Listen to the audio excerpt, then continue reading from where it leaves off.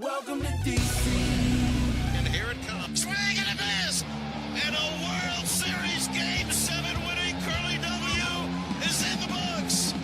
Dagger! It's 1974. The Washington Capitals are the 2018 Stanley Cup champions. Don't like that. I like that. You gotta like that, right? Despite all this, despite the churn, my approval ratings keep going up.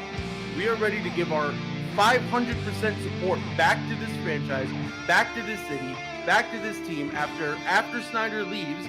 And then this is the poo-poo you put on the field. For the very first time, the Washington Mystics are WNBA champions. The Washington Commanders select Jaden Daniels. I'm going to support fake teams that can't ruin my life. Did you call bank? I call game. Thank you. Sorry to keep you waiting. Complicated business. Well, boys, welcome in DTC. The talent is here. Andy is here. FD is here. We got a full house. I got to be honest. We got 20 in the green room, too, that he wants to chime in on all things Deebo. This movie, guys, the movie club's got legs. Everybody was so excited to get in here and talk movie club. But the reality is, I think we're going to have to take a couple minutes here and actually talk about some of the sports happenings in and around DC. There's a ton of stuff happening here. I mean, FP's been all over the place with the Caps stuff. Stevie, you and Matt have been trading messages about the Nats and the TV rights and all this. Like, there's so much happening. And I almost would feel remiss if we don't talk a little bit about what happened in the White House last week as well, but I'm not going to put anyone on the spot. I'll share my own opinions. If anybody else has some thoughts, you're welcome to do so. But the single biggest thing that happened in DC last week, at least from a sports perspective, has got to be Deebo coming to DC. FP, you were very big on this. Andy, I think you were on the fence, and Stevie, I don't know if you're even following this story, but I mean, I know it's sports. We can barely get you to watch sports during the football season. I'm shocked if you're following. I can't hear a word you're saying. I just see Mila Kunis in the background. I can't hear. Enjoy the movie, boys. I can't wait to get to movie club. Why is Steve subtitled the talent? I thought I was the talent. What's going on here? Listen, you are the talent. He's okay, the guest star. Come on. Yeah, revolving cast. Once every 6 months. Let me have it. It's a revolving cast. It's a revolving cast. But can we just go around here? Just a quick thumbs up, thumbs down, pulse check on Deebo, and I'm going first. I don't like this move. I don't like it at all. FP, you go next, Andy, and then we'll swing it around to Stevie. What's your thought? Just give me the synopsis here, FP. If our Captain Joe doesn't like it, then it has to be a good move. He didn't like Adam Peters. He didn't like Dan Quinn. He didn't like Jaden Daniels. He wanted Bo Nix. He didn't like signing Austin Eckler. He didn't like signing Ertz. Every move that's gone in our favor, you didn't like it. He's got receipts tonight. I wasn't down on Ertz. Yes, you were. You said he was old, and then we needed a real wide receiver with a tight end with speed. We still need a tight end with speed. I stand behind. You can't be down on the moves that Adam Peters is making. When you look at how much capital was spent and what you're getting back, Deebo's fantastic, and he's going to be on a contract year. You know he's going to have a chip on his shoulder. Even if you get a 1-year amazing rental out of him, you made it to the championship game last year, and then you're adding in Deebo, who's going to have a chip on his shoulder. It can't be bad for anybody to look at that and be like, yeah, that was a bad move, especially when the Cowboys paid if you're gonna restructure his contract and pay him, $60 million over the next couple of years, then I think we're having a different conversation. If it's just straight value, basically you traded 2 picks you didn't want anyway for Lattimore and Deebo, I'll give you that one. It's great. The value's there, no problem.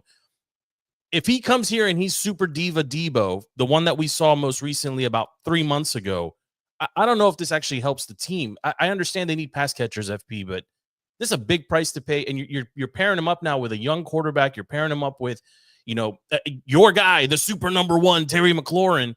Who's the best receiver on the team now? Terry McLaurin. It's definitely Terry McLaurin. But all right, look, listen. Deebo doesn't just bring pass catching abilities, right? This is probably the safest, low risk move that the Commanders could make, right? 1-year contract. Whatever. We have the cap to spend on him.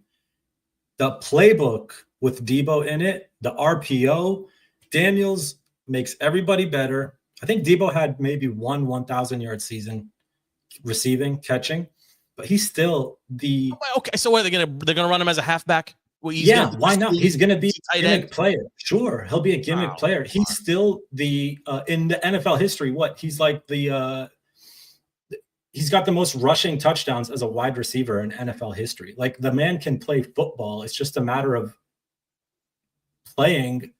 making the play calls.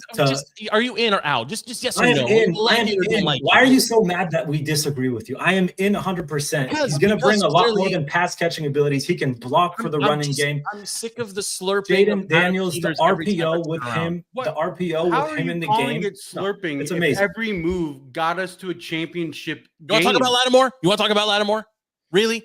If you refuse to listen to every time we've made a counter argument to your stupid take, it's like I'm talking to the blue side of the fence over there in DC. And do you know how many more times listen to the argument and stick to it? Do you know how many more fourth downs we're going to go for now that Deebo's in the game? There's no more to go for, Andy. We're going to go them all. 4th and 7, we're going for it. It's not even just 4th and 1 or 4th and 2 anymore. Okay. Stevie, where are you? A couple thoughts here. First of all, FP called you a lib. Greatest insult ever. Second, I'm going to start calling you Jim Cramer, okay? Because when Joe says sell, you buy. And when he says buy, you sell. Yeah. Okay? Thirdly, you're talking about hypotheticals. If we don't sign him, if he does this, or if we use him as this. Well, okay, someone said, what if a bomb falls on your head right now, okay? As someone said in the Oval Office a couple days ago. The reality is we're missing the forest for the trees. As I said in our chat offline, the only thing I get from this, I don't know Deebo, has stats like you don't know. Yes, I know he's a good player. He's had a couple down seasons. What I do know is that Adam Peters has decided that he's going all in, that the success from last season has turned this multi-year rebuild into a win now. Jaden Daniels, rookie contract. Let's stack the deck and let's go all out to beat the Eagles for a Super Bowl. And that to me is the most promising, most optimistic, coolest thing I've seen. I am willing to accept that argument. Then Darius Slay needs to be a commander. Darius Slay needs to be a commander. You are being a classic Redskins Snyder era fan, and you're looking at big names and you're making hot takes without understanding anything. If Howie Roseman and the Eagles say he's not worth $4 million, what makes you think he's suddenly worth the money over here in DC? He is not a good player. Terry is his father, right? He humiliates him every time they play. Upgrade over your current cornerbacks? No. Oh, no. He is not. And if you watch, okay. I would even invite Pete from Philly in here for 5 seconds. No. So A, laugh at his face, and B, have him prove my point, and then immediately kick him off the show. That's a lib. Yeah, I mean, I don't know how we should probably do a welfare check on him at some point. Wellness check. Wellness. Well, no welfare. So sorry. Joe, do you consider this Deebo trade low risk? Yeah, very low risk, except in the event of a significant restructuring that puts them in financial cap hell. Like there's a reason the 49ers were moving on from him. I know 20's in the green room here. I'm going to pull him in a second because he's been like annoyingly very, outwardly 49ers fan for like 2 seasons. He claims it's a lifelong 49ers fan. I don't know. But Joe, we're not doing what ifs. Bring 20 in, but we're not doing what ifs right now. It's low risk on it's a low 1 risk, year contract. But if you're running a risk here that he comes in and divas the locker room up, like you didn't have any. Where do you see that he's a diva? No, he's definitely a diva. He's asked for a trade twice from the Niners. Yeah, they finally signed him because he also sat out a couple games, I think, without injury, right? I think he decided to take a couple games off. Yeah, listen, he's definitely injury prone. But here's the thing: I like the move for the Skins. I really do. Reason being is because, like Andy was saying, it's very low risk, and not to mention the fact that you have to account for Deebo. In my opinion, Deebo is the evolution of wide receiver, which is part H-back, part wide receiver. And then you can use him, however you want to use him. And this team definitely needs an H-back. So I think it's a good move for them. The problem with Deebo is he's injury prone. He's been to I believe, yeah, 4 NFC championship Tell him games, 2 20. Super Bowls. Tell He's him. got a lot of mileage And he's on still him. and he's playing for a And real coach, guys, and he's still yapping. Yeah, Yes, he but it runs, all he's depends on. injury prone because he runs so hard. Thank and you. he's He runs got hard, that's true. experience. Thank you, I'm Like gonna the pull man 20. plays football I'm the gonna way pull you football back is in when we supposed to talk be about played. Cena. I'm gonna pull him back in when we talk about Cena's heel turn. Yeah, look, Deebo is not. You also have to look at everything Deebo's done with the QB play that was getting him the ball, right? Nobody's going to deny that Jaden Daniels is an elevation over Brock Purdy or I don't Jimmy care about G or any of the other stuff. Give me what stat line does Deebo need to put up here for you to feel like this was a worthy, shot from AP? I'll make it really easy. This is all dependent on the draft and what we do with more wide receiver positions. Yes. But if we're going into the season and this is the wide receiver room, whatever rentals come back, Deebo and Terry, if Deebo can get me 900 plus yards receiving, it's a big ask. If you can get me 900 plus yards receiving, when is the last time this team has had 2 wide receivers close to the 1,000-yard mark? Pierre and I was actually gonna. I wasn't gonna just talk about receiving yards. If he can get us 1,000 or maybe 1,200, 1,200 scrimmage yards, that's a dub for me. So my number was actually lower than yours, FP. Just so just to take it down a notch on the Joe hate, okay, here in the captain. But I actually wanted him at 800. I think at 800 receiving yards, basically is that's the equivalent of basically the next 2 folks on our roster right now currently. And it'll be interesting to see how Cliff in particular uses him. He's not the speed guy, right? But if he's a real Swiss Army knife. We went from Chris Thompson and all these other fake Swiss Army knives and Antonio Gibson and all this other bullshit to a real proven one that can actually do the plays and the calls that demand respect and then actually turn it into yak and turn it into touchdowns. Yeah, I think yes. I mean, of the others, who would you want to see come back? De'Ami Brown. Yeah, Andy, of the others, who would you want to see come back? Assuming Luke stays because he's on a rookie deal anyway. The only other person's De'Ami. I mean, we're not going to bring Noah Brown back with his kidneys and organs failing or whatever. So it's got to be De'Ami. Stevie, do you have an opinion on this? I mean, I don't even think AP's done, to be honest. I think he may have one more wide receiver move here in him before the draft. Are we just talking about wide receivers? Because I think the next chip to fall is AP go get Myles Garrett. Don't let him get to the Eagles. Absolutely. Are you kidding me? Like, it's gonna happen. Priorities 1, 2, and 3. I don't think it happened. It happens that he goes to the Eagles. Yeah, I feel like the Slay is just the beginning. It's the precursor move to make space and make room for him. I think he's gonna. I can tell you exactly what happened. Howie making that statement that they're gonna put together a package as good as they will to make sure that he doesn't come here and that they get him on the Eagles. That's Howie thinking this is a front office that's being run by jokers like Ron Rivera and Bruce Allen and all the other trash that we've had the last decade and a half. That's Howie trying to raise the price up so that we mortgage our future to try to get Myles Garrett. I don't think AP falls for it. And also, the Eagles don't have the money to bring in a Myles Garrett. That's the whole reason Darius Slay just got cut. That $4 million is needed by them. So I think the Eagles are trying to pull some Howie magic where he drives the cost up and then all of a sudden we're screwed. AP is not going to fall for that game. Yeah, I don't. It'll be interesting to see what Philly does. Clearly, they don't want him coming to DC, and they have the room to go get him. It'll just be interesting to see how it plays out. And if you're Myles Garrett, East, it's typical NFC East smoke. Well, but Andy, if you're Myles Garrett and you have your pick between the two, where are you going? Be honest, where are you going? If I'm Myles Garrett, where am I going? Yeah, Commanders. No way. You have an option between the two? No, you're going to Philly. Commanders. Nobody wants to be coached by Sirianni. Everybody likes Dan Quinn. But this whole thing is predicated on him wanting to win a ring. His path to a ring is easier in Philly. Yeah, it comes with money, but also the money. Assume the money is going to be the same. You have to think kind of mindset of an athlete there too, right? The Eagles just went out and got a ring. He wants that Saquon touch. He wants to be like, I am the one that put you over the edge. That's fair. Okay, then if that's the metric, right, or the intangible, right, then yeah, then DC makes all the sense in the world.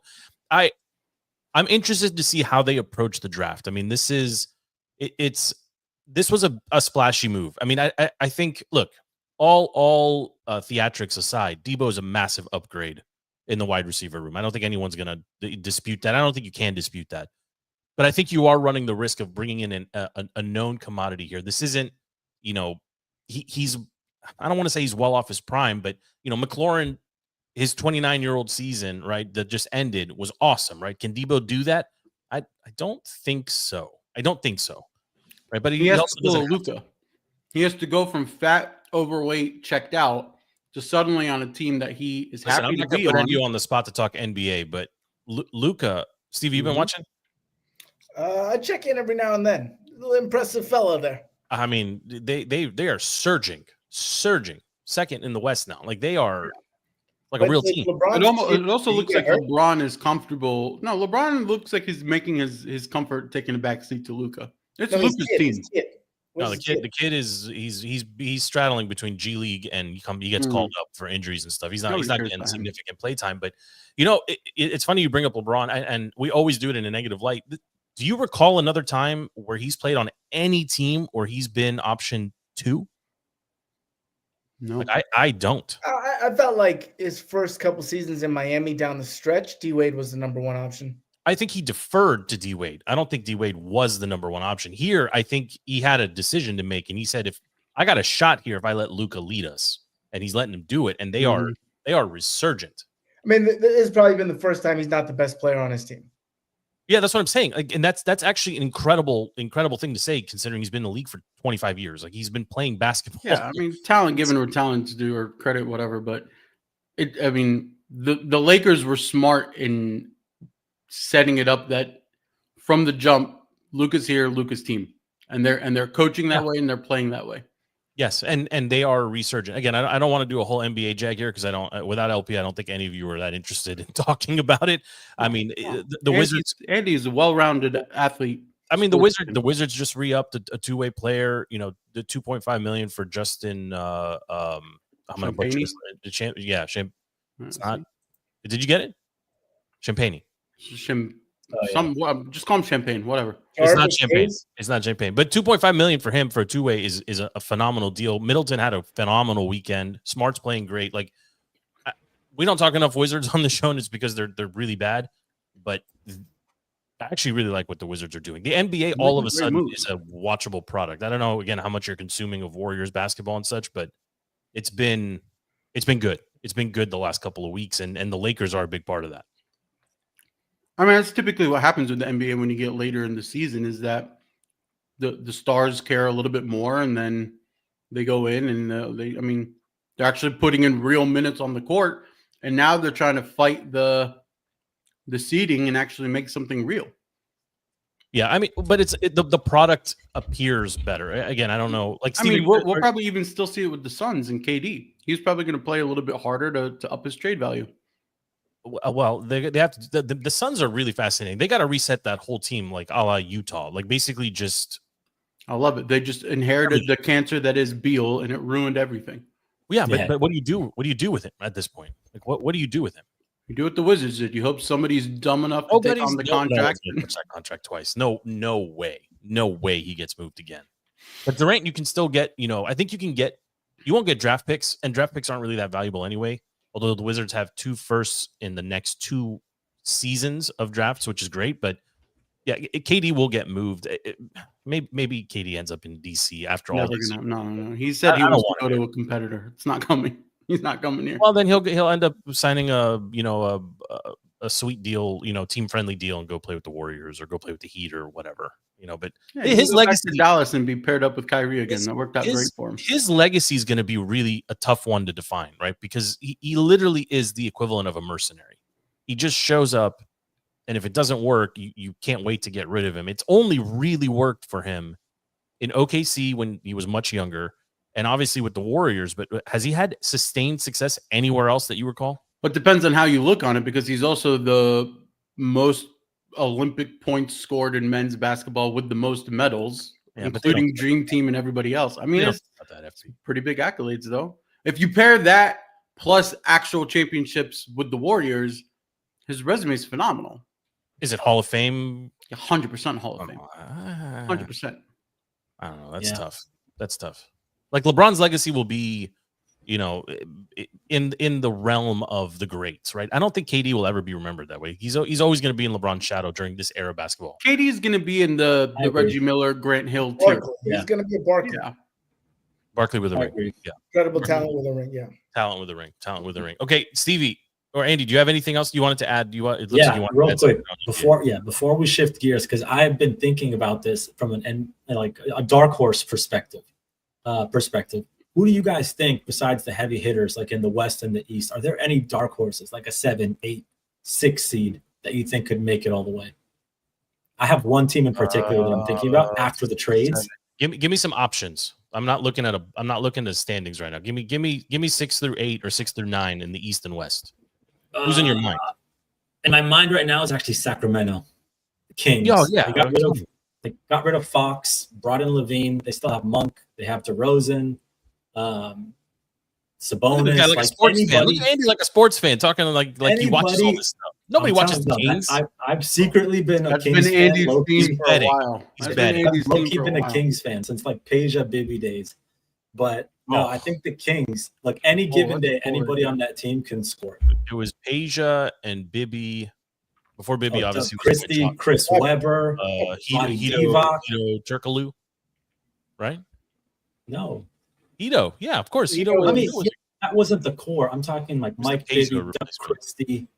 I'm not talking about core. That era, Vlade Divac. That era of Kings went up regularly against one of my favorite teams of not just the Lakers, but the Clippers too.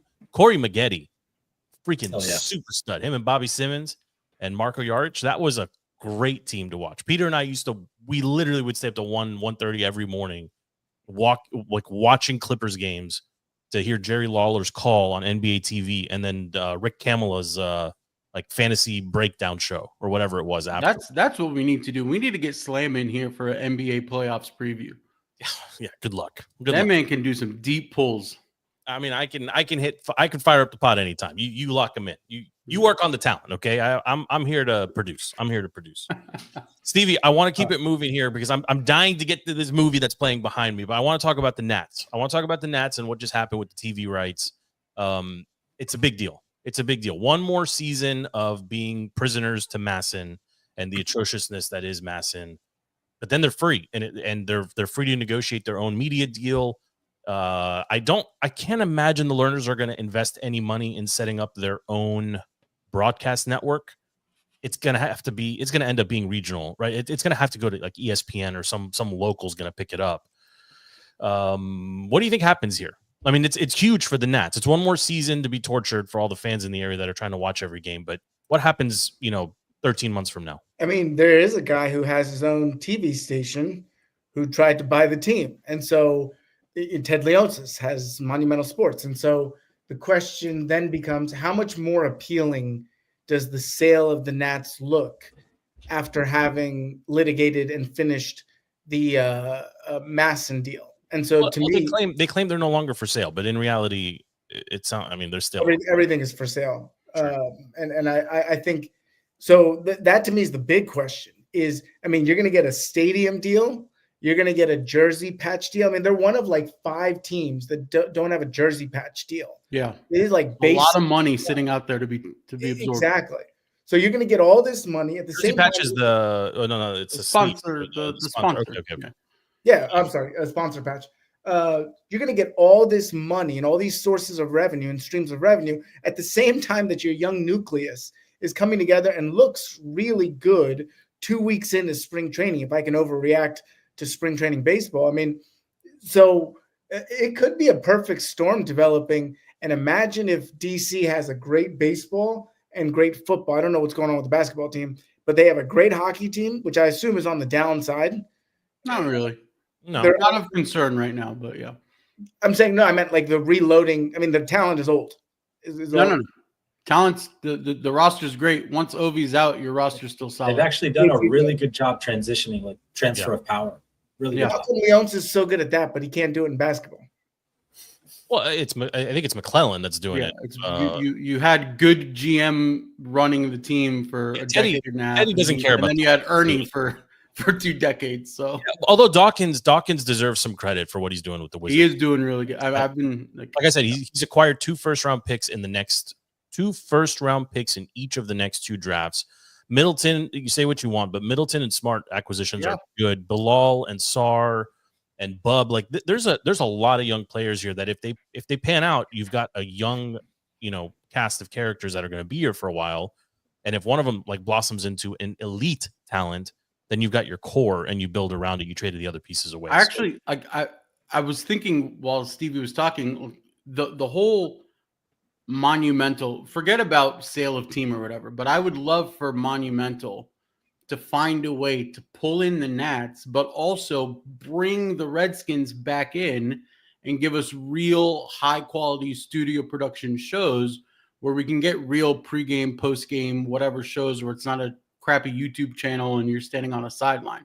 If you can pull all of the teams back into Monumental, it's great for Monumental, and all of the fans are going to be glued. Yeah, that would be a coup for Teddy. Yeah, but it should be, and he had it for a little bit, and for the Nats. But even think bigger. If you have a stadium in Navy Yard, a stadium in downtown Chinatown, and then a stadium on East Capitol where the RFK site sits, right? I mean, you will have recreated what Philly has with the Link and wherever the Sixers play, and so you could really build a sports mecca around here that Leonsis could be the king of. I mean, that could be his legacy, and he's passing his legacy down to Zach. It's very clear that Zach is taking over everything from him, and so bringing those entities together. All that being said, just to get back to the Nats, I think they're going to be a scrappy bunch this year. And the biggest problem that the Nats have right now is that every NL East team is so freaking stacked. And the bigger problem for every NL East team. Who's the worst? Who's the worst than the Marlins? By a lot or by a little? By a lot. They're not spending any money. But the problem with every NL team that is stacked is you're all playing for second place because the LA Dodgers will probably lose 40 games this season, which means they would win 120.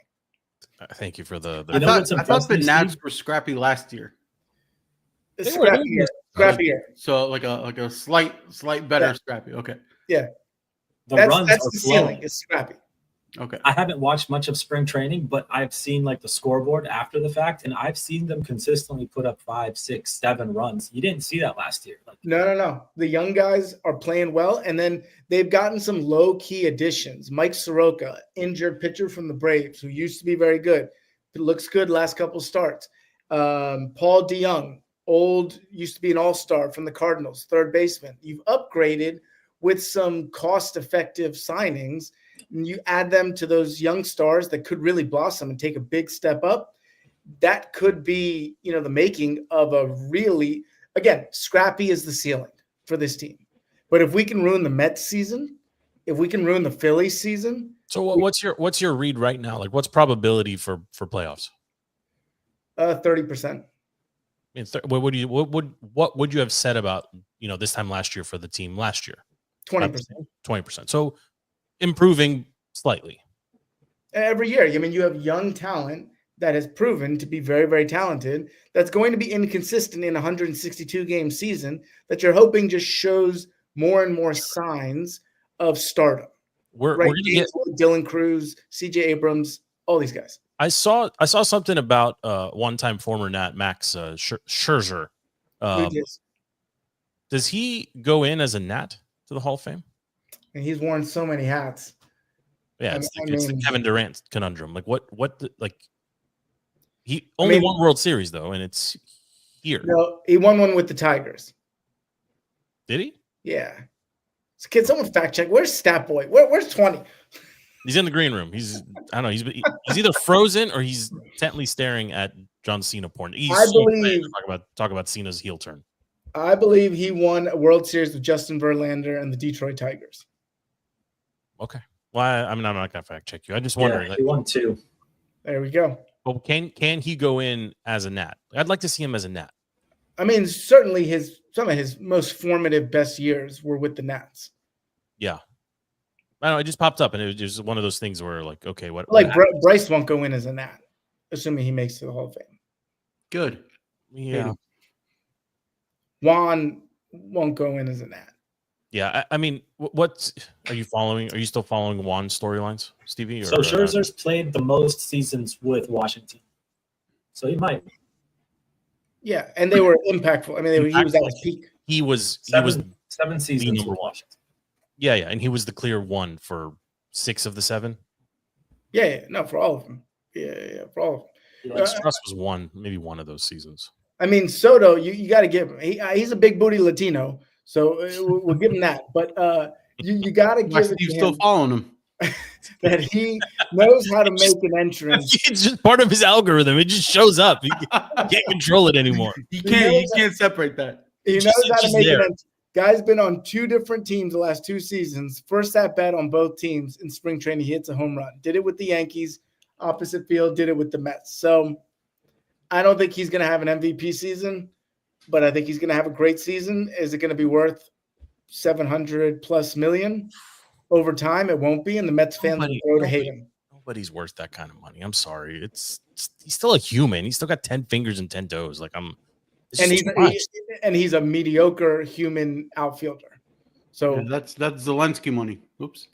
Wasn't he also easily triggered, if I'm not mistaken? I think he was easily offended about something. I don't remember what exactly though now. Yeah, every baseball player gets easily offended by something. That's their whole shtick. All right, let's keep it on DC sports here and go into let's talk Capitals. FP had to set me straight earlier. I went with my generic. They're red hot and OV is killing it and he's getting closer. And FP was like, hey, pump the brakes. They lost 3 in a row. This is the first time it's happened all season. A 4th loss in a row would be, it's not catastrophic, but it would be very, very alarming. Dropping to Ottawa tonight would be bad. And Ottawa came surging back to tie it up right now. So did OV score? I think OV watch we're at 11, minus 11. Ovi's at 11 right now. He did not score tonight. I think it was Tom Wilson and Pierre-Luc Dubois and someone else. I haven't checked. But so what's happening with the Caps here, FP? I mean, it's just, slumps are going to happen, right? You're closer to the playoff push. We don't really have anything that you can't figure out. Everybody has game tape on you, right? You know all the lineups, all the mix-ups. You know everything that you're going to have. They just need to play sound hockey, right? And it's the same thing that kind of happens in cycles with the season. You just have to play sound hockey and be sharper passing, take more shots, don't get too cute, keep the zone better. I mean, it's just typical hockey stuff here. I will say the good thing is if you go on a super hot winning streak, and we talked about this last episode, right? If you have that President's Trophy, the concern is you get into the playoffs and you get smacked in the face and all of a sudden you're out, right? So getting a little bit of a slump right here, not necessarily the worst thing. They just scored right now, so they're up 4-3, but a little bit of the win. They need the win. The points are there. The playoffs are secure for the most part. I mean, but you have to look at this team. Dropping 3 in a row is terrible.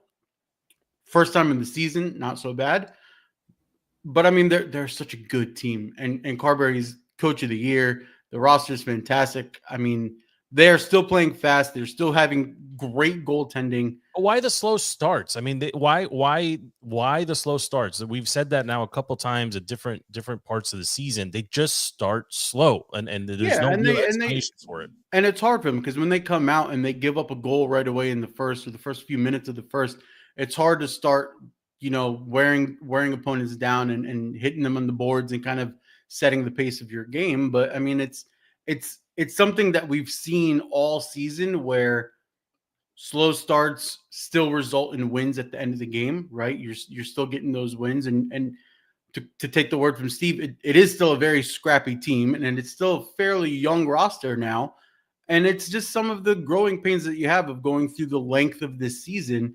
You're going to have your ups and downs, and you came off the Four Nations break and you played hot, but then, it just catches up with you. I think that's all we're seeing here is it's just catching up with you, but it's a well-coached team and it's a strong roster. And the bigger discussion is, do you make a move right before the trade deadline? And I don't think you disrupt the chemistry that this team has, even with that 3-game skid.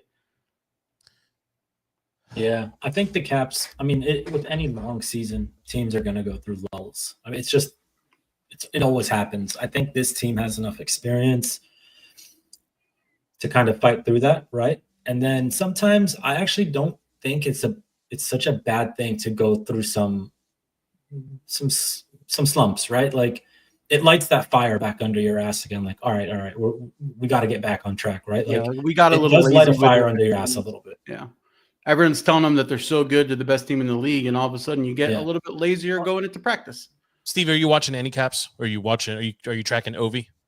No, wait. I saw a Penguins game after I was on that that USA Canada. Yeah. That was a great game. Yeah, they played the week after, and then the Caps just destroyed them. Put up like 6 in like the second period or something. You like how I knew it was period, not quarter, Joe? Yeah, that's why I'm the talent. Okay. This is a deep pull for Stevie right there. I assume as he gets within 2 or 3 goals of the record, I mean, this will be like Barry Bonds breaking the record. People, the live tune-ins. FP, you're not kidding. That's literally like a 3-2 fastball that he just crushed, and like it's huge. Yeah, huge. Yeah. I don't know where we'd be without Stevie. Hey, I'd ask that question about where would we be without this guy? Yeah, you want to talk. Well, hold on, before we get into that, FP and Andy, Ovi's going to get this done in March, or are we looking at April? I think we're still looking mid-April. Is there a way for the local broadcast guys to be part of the announced team on, like, when we get a little bit closer? I don't know if you guys are following that story, but they're basically openly petitioning JB and Locker at this point. Like, we need to be on the national call. Like, call us up or simulcast I would us. love They should be there. Like, they've been calling Ovi games for 20 years. Like, it should be them. The national announcers, ESPN crew. They're so anti-Caps, and it's just ingrained in them to be anti-Caps because the Caps were so good for so long without getting a championship. It was just such a good team that it's just anti-Caps, anti-Ovi. They should blazing Crosby for whatever reason, and then they skip over the team, and then they go to the young guns. It's just, I mean, Joby and Locker should be on it for sure. Yeah, I mean, Al Michaels, the NFL did this not too long ago, where they basically had, I think Al Michaels at the time was ABC, and they really wanted him to call one last game with whoever. I don't remember the exact scenario, but like ESPN allowed for him to do it. We saw this with TNT as well. Allowing the TNT crew to broadcast on ESPN for the All-Star game or whatever. It was actually when Craig Sager passed. Like, right. Had this all stuff. So like this can happen, and it really should, given like it's such a huge event for DC, for Ovi, for the Capitals, and this crew is basically unchanged since he was a rookie. I mean, they're a part of the team. They got rings when we got the championship in 2018. Yeah, Papa Lurch got a ring too. I don't think you can name 3 players on the team, right? So like, there's a whole bunch of people that got rings, and I'm not hating on them, but like these guys in particular have been cataloging and. Wait, Lurch really got a ring? Yeah, no way. That pisses me. There's no way he got a ring. They were in the parade. My guy Chad Dukes got a ring. Being in the parade is Chad Dukes didn't get a ring. Yes, he did. Yes, he did. Did he buy a replica ring off Fanatics, or did he get a real expensive ring? I got a replica ring. Okay? Yeah, he got a ring. He got a ring. No way. Yeah. This is a really. They were in the parade. It's a phenomenal scene. Everybody at 106.7 got rings when the Nats won and when the Caps won. Yeah, there's no way. Yeah. That's a real. Okay, I mean that's fine. Your sources over there, Joe. Okay. Well, you're just gonna you make a call. He might be over there kissing rings, but it ain't no championship ring. All right, 20 is just chomping at the bit to get back in here. 20, give us your drive by on Cena turning heel. It's just for Mania, to get people to watch WrestleMania. Thank you so much. It's perfect. That's exactly what we needed out of him. It was. Does anybody care about this? I mean, him and I are going to do I think we're going to do a spin-off wrestling show because it's really good again all of a sudden. The Rock has actually done a really good job embracing like the full heel with the bell-bottom pants and all that jazz. But it's it happened. I mean, that's it. You guys don't care, so we don't have to talk about it. Stevie, I mean, do you want to talk Dark MAGA, or are we parking that topic for right now? I mean, as long as everyone acknowledges the incredible thing that happened at the White House a few days ago. I will say I want to go first on this. he said both the president and the vice president said out loud what everybody has already realized and has known for a long time. One side is incapable of winning this conflict, period. Now, the flip side of that is you could argue that the oppressor in this case lost already, just from the sense that they can't fully win, right? It's been years and they can't just squash, I don't want to get like too far into it, Stevie, but I don't like everybody was up in arms over, oh, you can't do this and that. They can do whatever they want, first of all. And secondly, they didn't say anything that everybody else didn't already realize. And given the Doge themes in Washington, D.C. about fraud, waste, and abuse in general, if you can't account for every penny that the American public is giving you, you don't get any more pennies. It's a very simplistic take. I've been saying before Donald Trump walked into the White House that the Ukraine war will turn out to be the greatest grift and the greatest corruption, even greater than what happened in Iraq, which was a pretty crazy corruption in and of itself. The Ukraine, and seeing Elon say it's about time to find out what happened with the billions and hundreds of billions that went to Ukraine, it will prove to be the greatest grift that this city, this country has ever known. And what happened in that Oval Office was you had a petulant child who was incapable of keeping his mouth shut, start a fight for no apparent reason. You got to watch the longer clip. Okay. Donald Trump has never been known for his incredible self-control. In those first 40 minutes, he displayed an incredible amount of self-control in the face of, Zelensky shaking his head and, all these things. And JD Vance is a pit bull, and he clearly is coming into that role. Yeah, and he called him out. And to Donald Trump's credit, he did not let Zelensky put down JD Vance. He stuck up for his guy. And I respect that. When he said, it's so easy to talk big, Zelensky said, he's not talking loud. He's not talking big. You don't have the cards. Yeah, he stepped in. The thing is, a lot of people also are they don't understand what's like. I don't fully understand, and I'll fully submit to I'm still learning about this conflict, and I haven't been paying attention for a long time of it. However, yeah, I see what's happening behind me. You can enjoy it while Stevie and I have a conversation. For anybody watching on YouTube, you're welcome. Stevie, like you unilaterally. I mean, it's tough. I know it's tough. I mean, realistically, that's where Steve's brain goes when he's talking Black America. I know this scene. They're about to do this. I mean, I can't wait to talk about this movie. But unilaterally canceling elections, consolidating everything into a single state-run media, like these are things that are not in line with U.S. democracy. Yeah, and if you want a beta test right now, anyone with a Ukraine flag in their bio right now, okay, there's your beta test for the next week or so. Yeah.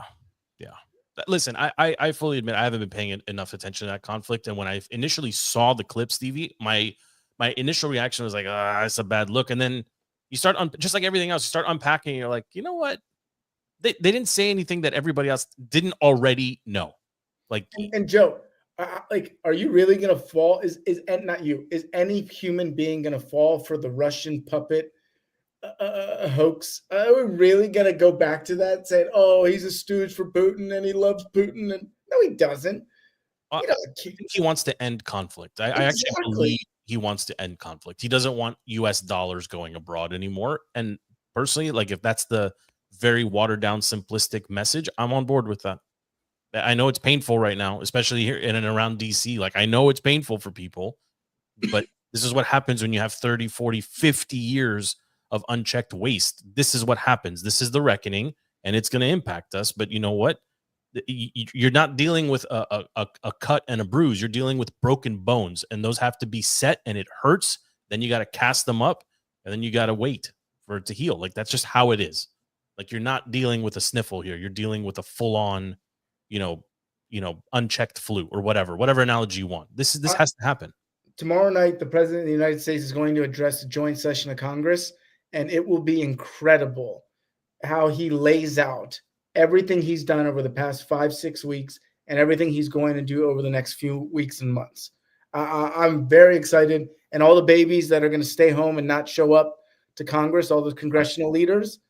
I mean, I'm going to say what I've been saying forever. We need term limits. We need to end daylight savings. We need to get private money out private money completely out of out of our elections. Like campaign finance reform has to happen. Term elections have to happen. Like these are not controversial things in and of themselves, right? I mean, these things have to happen for the sake of the country 30, 40, 50 years down the road. Like it has to happen. But FP Andy, I'm not going to put you on the spot here to say anything, but it's, every day it just seems like there's more and more coming forward. And Elon, I mean, everybody that's driving a Tesla in and around DC, like people are noticing, right? People are noticing, but again, what the media portrays as the loud majority of protesters and anti this, anti that, in reality, I don't see it. Like it's just in the end, logically looking at this, waste, fraud, abuse, unchecked funds, you have to have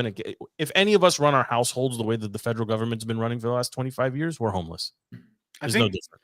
I think the only thing I'm going to input on here is after everything that happened over the weekend and the entire clip and all of the reactions that came out of it, I think the biggest thing is there's a shift happening where everybody has gotten so walk on eggshells, soft spoken, delicate, that when they see true force and almost, return to glory of the Oval Office where you take shit from nobody, it kind of startled everyone, opened their eyes a little bit, and they're like, yeah, because our former president was asleep at the wheel. Right. But there's one side that's like, that's so undiplomatic, and the other side is like, no, that's demanding respect and putting our name back synonymous with respect. And I think that's best scene in the movie right here.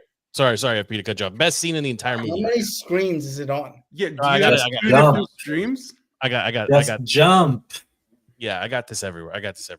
All right, boys. Can we take a well, actually, we don't need to take a break. Can we pivot? Is there any other topics you guys want to cover? I'm super excited. This is the debut of the OMC, the Offseason Movie Club. Does anybody have any other topic they want to get into? Because I can't wait to get into this. I would love to talk about trucks, but maybe we can save that for another show. God. Can we pop in 20 for 10 seconds to give his UFC prediction? All right, here's 20. Go ahead. Right, the UFC segment of DTC. Go ahead. Who wins, Pereira or Ankalaev? I will never, Steve, and you should learn this lesson, pick against the Russians. Never.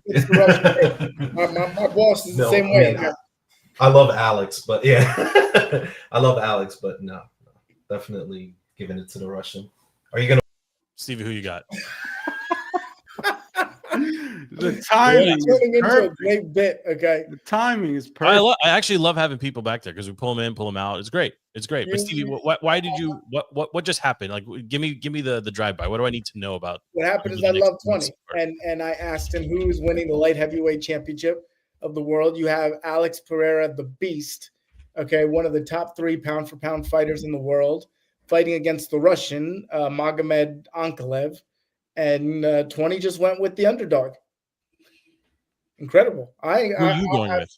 I'm going with Pereira. You don't bet against what they call Chama. Actually, very surprising that you're into UFC. It's like one of these things that still hasn't it doesn't register in my brain yet. You've never given it a chance. Have you watched the cards are full too long? I don't even know where to go to. Where do I go to watch UFC like you need FP? You need ESPN Plus, but then you need just go to TV on top of it. Don't do it because I don't want to send me to a website that's gonna break. No. Go to the Ship Garden. Go to the Shisha. Go to the Tyson's Beer Garden. Well, I mean, what time does the main event start? Like midnight? Yeah, I can't do that. I can't do that. That is not something I'd go if you hosted a watch party and had some food and drinks. It's too late. 1 a.m. Yes, it's the same problem. It's the same problem. You're not the type of visitor Stevie wants at his house at 1 a.m. Okay, I was gonna say, he's looking for Soto builds. I'm curled up in bed, okay, and I'm watching it under the covers. And I know FP's about to make a joke, okay. Save it for the offline chat, boys. I want to get into our first off-season movie club, the premiere episode here. Any other topics? Andy wants to talk about trucks. Stevie, anything from you? FP, anything from you? Freaking Caps tied game. How much is left? It's about to go into overtime. It's like 16 seconds left. All right, keep us posted. But without further ado, then we're getting into the off-season movie club. I'm really excited about this. 1 movie a week. We'll rotate. Everyone gets to pick a movie. I was up first. Forgetting Sarah Marshall, 2008. Absolute banger of a film. Absolute classic movie. 2008. The official critic score on Forgetting Sarah Marshall, 84%. Crazy, crazy high. One of the few times I've ever looked up a movie.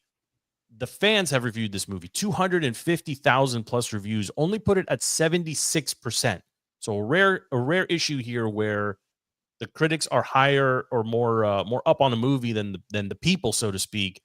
But 2008 and this movie, this is Judd Apatow, right? So everybody's, so everyone's got an opinion on it. But just before we get into this exact movie, anyone know any other movies from 2008 in the same genre? I went back and looked. Crazy year for movies. Along Came Polly. Along Came Polly was 2006. I'm just gonna give it to you. Burn After Reading, 2008. Yes, Man, 2008. Don't Mess with the Zohan. Freaking amazing movie, 2008. Step Brothers, 2008. Semi Pro, 2008. In Bruges, 2008. So many just awesome movie. Get Smart, 2008. Fool's Gold, 2008. Lots and lots and lots and lots of good movies. But Pineapple Express, 2008. But yes. This is Right, this is also one of the. Listen. I was so excited to watch this. I'm still watching it. It's on the screen behind me. It's on the screen in front of me.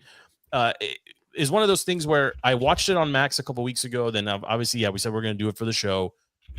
I didn't realize this, but on YouTube you can watch movies and you can speed them up so you can get through them really quick. I love this. So moving forward, that might be where I consume movies. But without further ado, struggling musician Peter Bretter is better known as the boyfriend of TV star Forgetting Sarah Marshall, played by Kristen Bell. One of the very first appearances we see her as a headlining actress in Hollywood, right? Her career has exploded over the last 12, 13, 14 years. After she's unceremoniously, after she dumps him, he feels lost and alone, makes a last-ditch effort to get over her by going to Hawaii. However, she and her new boyfriend, played by the incredible Russell Brand, Stevie's boy, are in the same hotel. And that sets the tone. There was a less successful follow-up to this movie, but let's park that one for just a second. It was called Get Him to the Greek for anybody that doesn't recall. But Forgetting Sarah Marshall, we're going to rate it at the end. 1 through 5, no halves. But boys, this is the best movie of 2008. I love this movie. I love this movie. This was the start of the Paul Rudd, Jason Segel, Jonah Hill, like cast of misfits, pothead movie crew, right? Like it replaced like the Adam Sandler, whatever his crew was. Billy Madison, Happy Gilmore. Mm-hmm. Yes, in this movie we've got Jason Segel, of course, Kristen Bell, Stevie's girl Mila Kunis. We've got Russell Brand. We've got Bill Hader. We've got a very powerful, memorable, but very small part from Billy Baldwin. He's Sarah Marshall's co-star on the canceled, stupid TV show that they keep cutting in and out of. Yeah, I mean, Jack McBrayer, I don't know if you guys follow his career at all. He's part of the newlywed couple that just pops in and out of the entire movie. You guys know what I'm talking about? Like he's learning how to have sex. Yes, and he's just in and out, and his scenes are some of the best, some of the absolute best. And then of course, Jonah Hill. This is original Jonah Hill. This is before like superstardom Jonah Hill, and the incredible Paul Rudd.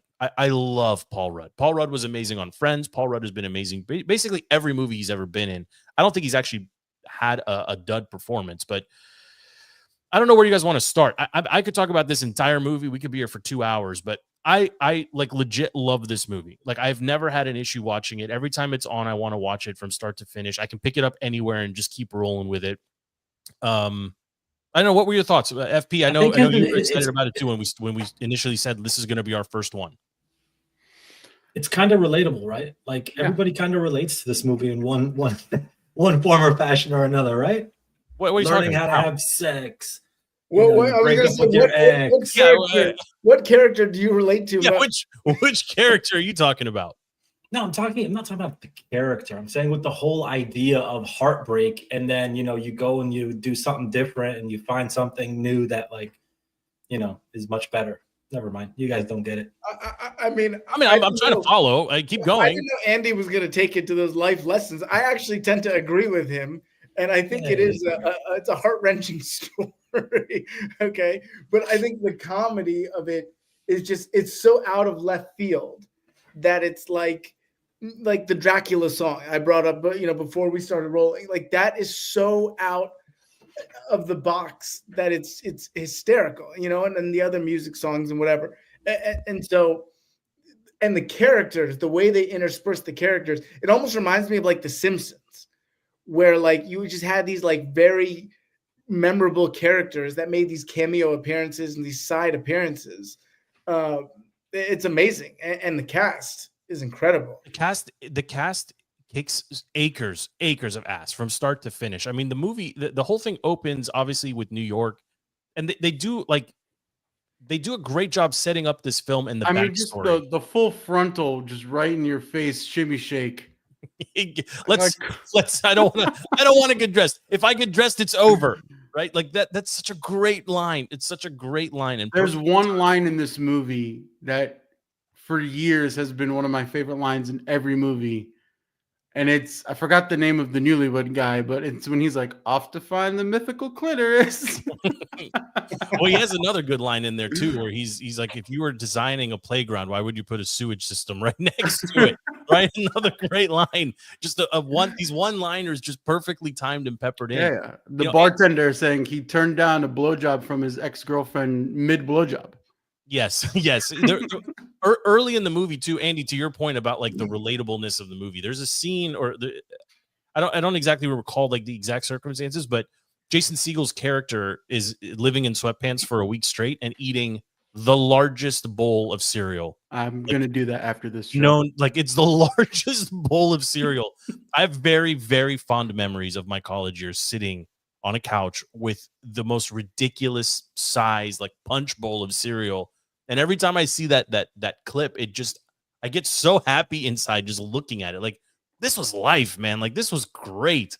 Like, no responsibilities, living in sweatpants and eating cereal just for breakfast, lunch, and dinner, basically. I think you're losing the lesson of the movie, which is the whole reason Sarah Marshall left him.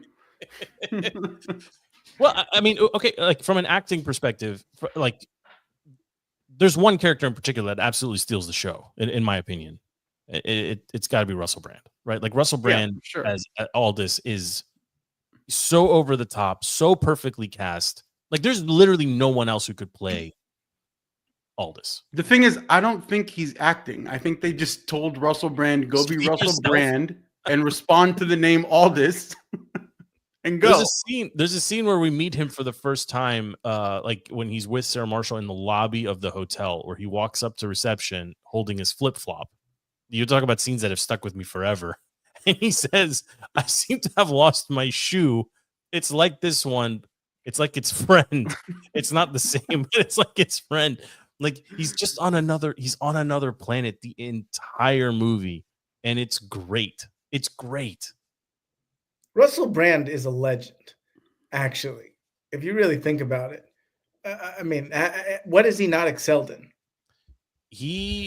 Nothing. I mean, well, you could certainly say that right now.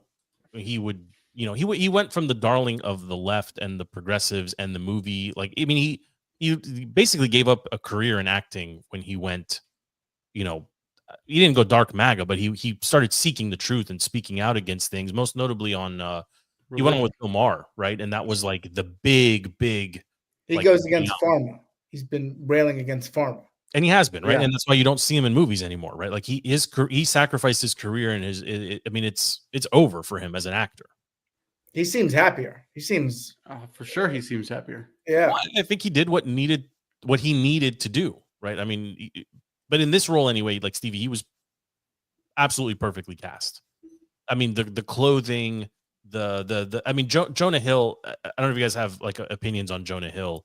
There hasn't been very many movies that he's done that I haven't enjoyed. I mean, all the way, like most notably, maybe recently, Wolf of Wall Street. It's a pretty old movie at this point, but like, has he ever been in anything? War Dogs was another one. Like, I don't know if maybe not everybody saw that, right? Where he's like, War Dogs. It's hard. Fantastic movie. It's hard to have like starting your career being the funny guy and then still being able to fit into more serious roles. And Jonah Hill did that.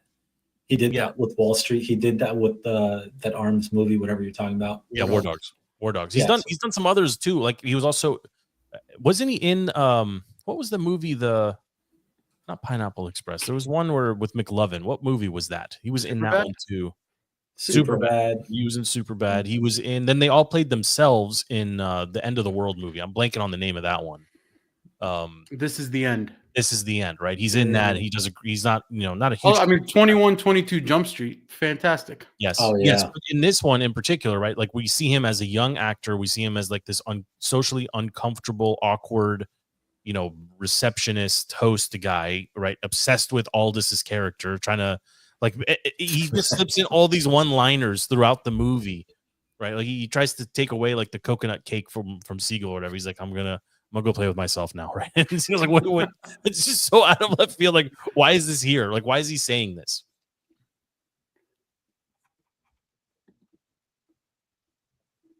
And pause. That's it. That's pause. I mean, no, sorry. My eyes end of the movie review. My eyes are on the game's in Capitals overtime, game. man. my eyes are on the Capitals game. Get some porn back on behind you. I know. It turns out I need the movie behind so we could talk about it. I mean, Stevie, any notable character? I mean, I love this film. This was a no-brainer for me when FP said just go pick it. I wanted to laugh. This movie makes me laugh. I go back and forth between who I think is hotter, Kristen Bell or Mila Kunis. And I think I started off with Kristen Bell, and somehow my taste buds changed a little bit to Mila Kunis. I mean, she is perfect. She is delightful. In this movie, she is perfect. But Mila's like half canceled right now. Her and Ashton Kutcher. Are they a Weinstein couple? No, they're because they both stood up for the other guy from that 70s show that was got guilty for sexually assaulting people, and they stood by his character or whatever. They got fake canceled. Yeah. And then Ashton Kutcher with the whole Diddy stuff tied in with that. So they're like, Mila Kunis seems like her personality is so cool. Like there's certainly, most women. Should I say this? Should I say this? Take it easy. I don't want to clip anything. I'm ready. Just type it in the chat. From a personality standpoint, okay, it leaves a little bit to be desired. But there are certain women that you're like, not even from a hot standpoint. You know who I always think of is Tina Fey. Tina Fey is an average, she's, nice looking, but her personality seems fun. I would love to hang out with Tina Fey. It's like one of the guys that still maintain their femininity. Yes. And normally great personalities in females are reserved for larger females. Yes. Mila in this movie though is super hot. The scene that I was flashed on the screen here earlier where she was where they jump off the cliff, that is a 10 out of 10 scene. The whole scene, like the half scene building up to it where he tried to kiss her at the end of the fake date and she wouldn't do it. Then they jump in the water and then she kisses him. Like that is a really well, like I see Andy nodding his head, right? Like we've all experienced that type of moment. That was a great scene. Like Kristen Bell. It was like she was like, jump, like let go of everything and just jump, like go for it. And then they kissed. I know you like your women to take charge. I know. That's why you like it. It's good. It's good. That's the only explanation, right? It's good. Like, listen, that scene is perfect. It's my favorite. It's one of my favorite scenes of her in the entire movie. But throughout, like she's confronted on the beach by the ex-boyfriend guy, right? Earlier, like maybe halfway through. I don't know what it is. Then there's a conflict there, and then the guy with the club with the picture on the wall or whatever. Like she's like a mysterious character throughout the film. And then at the end, obviously the curveball is, will she show up to the rock opera, right? As Stevie pointed out, right? And Jason Segel actually wrote, and like that's a real song. Like that's a real thing that he put together. Can we bring in 20 you guys trying to chime in? Yeah, I can pull him in right now. I don't want to be on this segment. Take me back to the studio. You don't like this movie? Pull me back in the studio, Joe. No, he's trying to play it safe. Okay, he doesn't like this movie. Maybe he's Team Kristen Bell. Maybe he's Team Bell. No. I agree with Steve on is that. Anyone here Team Bell? Anyone? I'll have my days. The Good Place made me Team Bell. Was that her? That was her, right? The Ted current show, the Jewish rabbi show, like she's a very well written character. Steve, have you seen that one? No, but Nobody wants in the this. middle of answering. He's clearly uncomfortable. I'm not gonna. He's broadcasting from the Yeah. bathroom. Nobody wants this. Is a fantastic show. Yeah, and this is in the Nobody Wants This show. Like her character's really well written. She's written very attractive. But she's not. She herself, I don't think, she's not that attractive. It's the character that's attractive. Yeah. In this movie, she's actually attractive. Very. Yeah. But Mila, I think, is more attractive. I mean, this is my vote. Genetically, yes. Yeah, I think I'm also brunettes. Never got sized for blondes. I don't know. I never got super excited about blondes. Maybe I'm in the minority there. Okay, well, depends on what. How would you? Dirty blondes. I have my days. Yeah. Okay. Well, let's. Mila though. Well, I mean, it's like pulling teeth to get you guys to talk about the movie. So we can. I mean, Joe, listen. I know what's going on here. Listen, I'm excited about the movie club, but you're making us talk about Forgetting Sarah Marshall. This is a movie everybody's seen 700 times. You're not going to get new bits out of us. When you texted saying, "Has anyone seen this?" As if we're not working from home with TBS. I'm not excited. As if we didn't spend 4 years in quarantine with every streaming service. Okay, so what? We're only going to pick obscure movies that most of us haven't seen maybe we just make the segments a little shorter when it's a very popular movie. Okay. All right. Well, give me a rating and then we'll figure out what we're watching next. Andy, you go first. 1 to 5, no halves. What are you rating this movie? Well, what's a 5 and what's a 1? What's the Snakes on a Plane is 1. Snakes on a go ahead, FP. Snakes on a Plane would be a 1. Give me a 5. Ooh. Argo would be Shawshank. Shawshank is trash, bro. Shawshank is a 0.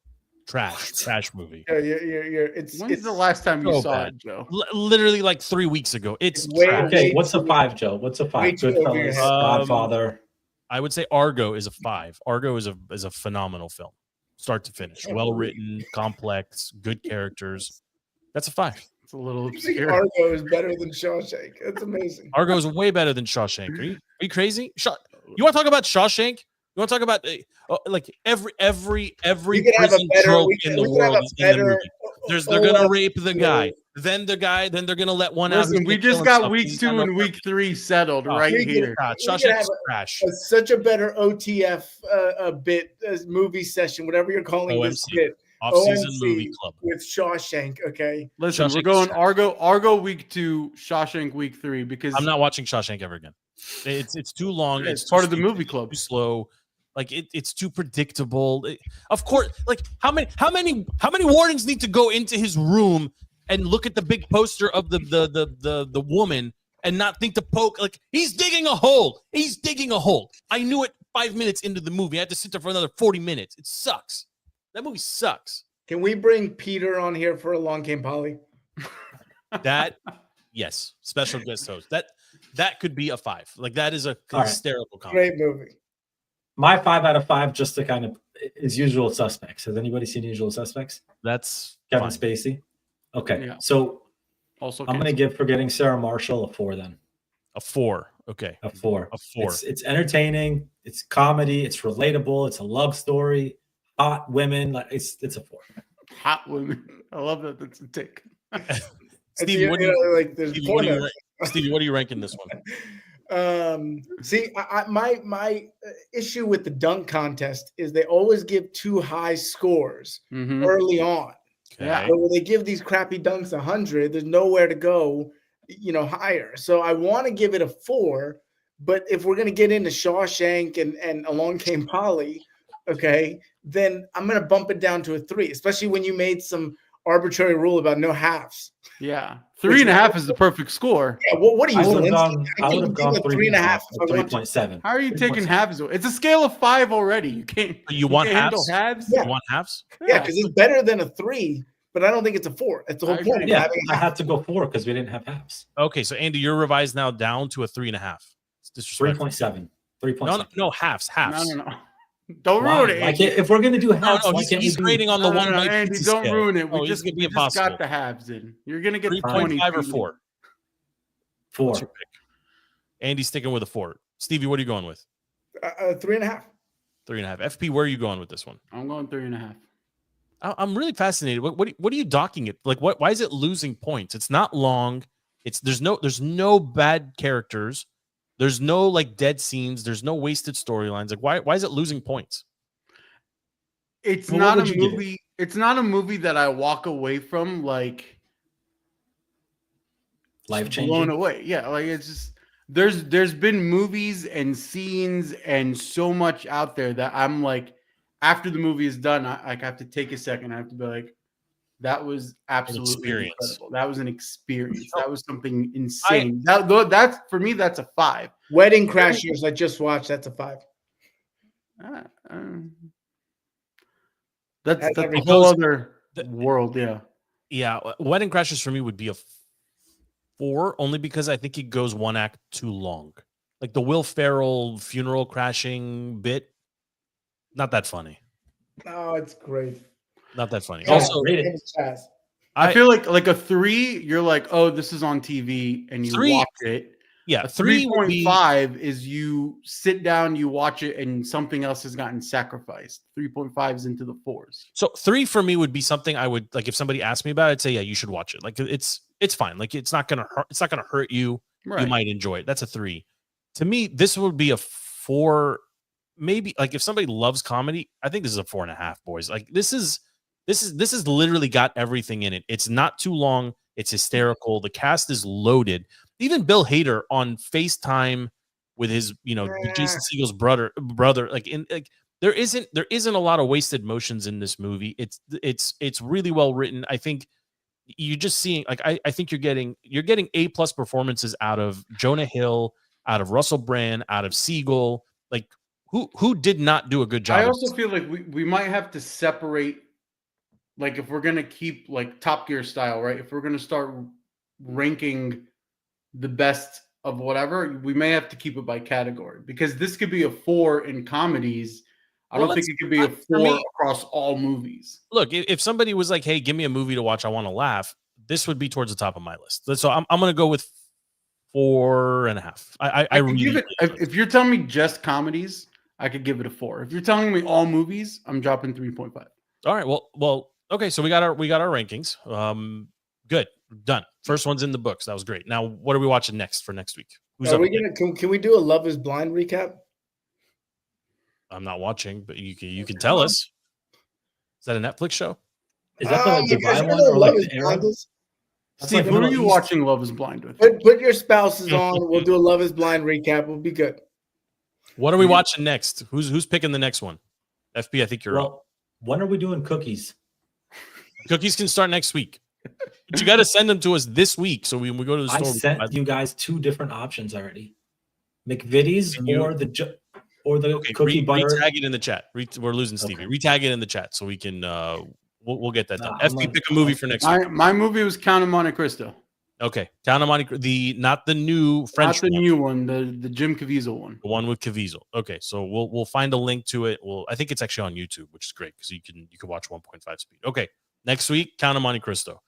Andy, you're on deck. So have a movie. Can we pick movie series or is it a single movie? No, you pick a movie. You'll make me binge all of Harry Potter. What's going on? Yeah, well, now I'm curious. Like what 9.5 hours of Lord of the Rings? We're gonna watch all 26 James Bond movies. I have never seen Lord of the Rings.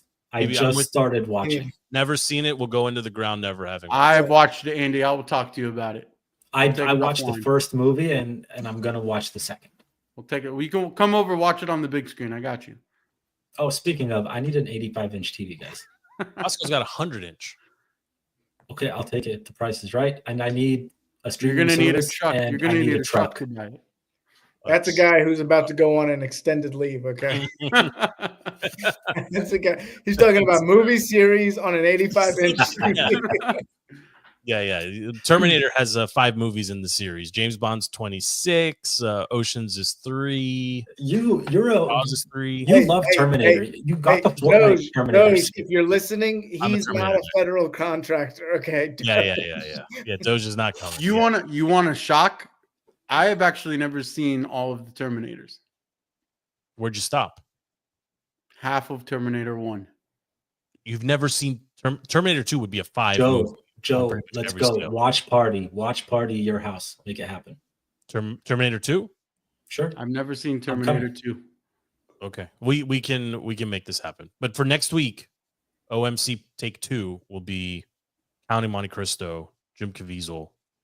That's a great film, FP. I'm looking. I've never seen it, so I'll be able Really? to I'll be able to chime in for you guys. Okay, I'll be ready with the tomato meter and the and the critics rankings and the fan scores too. Stevie, anything from you? We're gonna put a bow on this one. Tomorrow night, State of the Union. We'll be ready. FP, Caps won, baby. 5-4. Caps won. Nothing for Ovi though. Stuck at 11, minus 11. Andy, final thoughts? I need a truck. I need an 85-inch TV. I need somebody to split a live streaming service with me. That's it. He's getting his life in order. This is great. Just put it all in the chat. Somebody will hook you. Thank you, boys, for making time. The show is DTC, Defeating the Curse, available on all social media platforms, all streaming platforms. You can watch us live on YouTube. Moving forward, Monday nights will be our recording night. You can listen to the show starting late Monday evening or Tuesday mornings, wherever you get your podcast. Thank you so much for hanging out with us. Until next week, we are out. Movie Club movie number 1 in the books. Next week, The Count of Monte Cristo. We'll see you then.